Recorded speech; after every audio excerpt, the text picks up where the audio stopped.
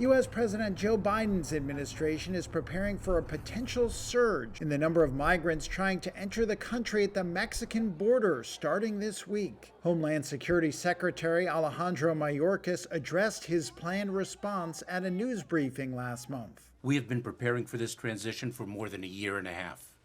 Notwithstanding those preparations, we do expect that encounters at our southern border will increase. Let me be clear.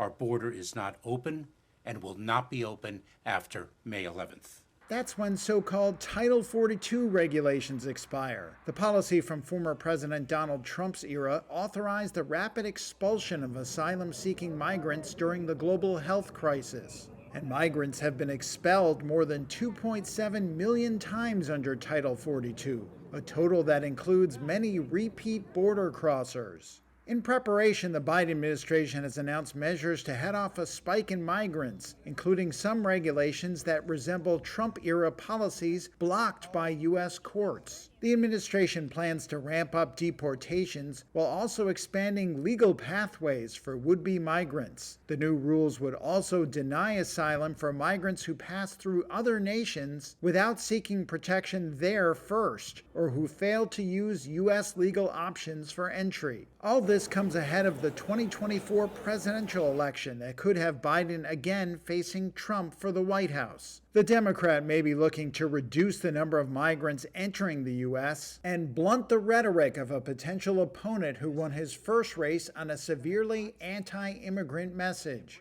When Mexico sends its people, they're not sending their best. Elaine Kmark is with the Brookings Institution. The people who voted for Trump and voted for Republicans are going to believe that Biden didn't do enough. There's going to be some Democrats who are going to say, well, gee, we wish he didn't do that, but he's better than the alternative. And the very small swing people in the middle, I think will probably say, well, he's trying his best in a tough situation.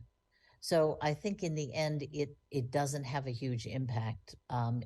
Remember that in a very, very closely divided and very, very polarized country, there are very few issues that move lots of people from one side to another.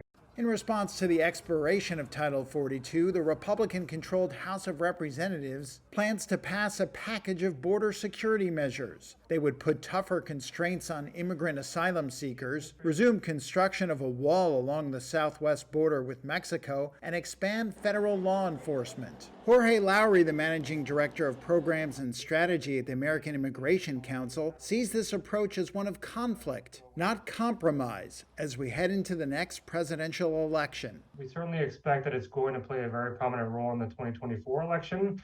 It's an issue that has been effectively weaponized in many ways, and the way that we're seeing the politics play out, the way that we're seeing things play out on Capitol Hill, makes it clear that some members, some elected leaders see a great deal of value in retaining the issue as a wedge, as a weapon to wield in elections, rather than working to find meaningful solutions to get us to a better place. Biden and Trump already debated border issues in the 2020 campaign and could do so again next year if the former president wins the Republican nomination.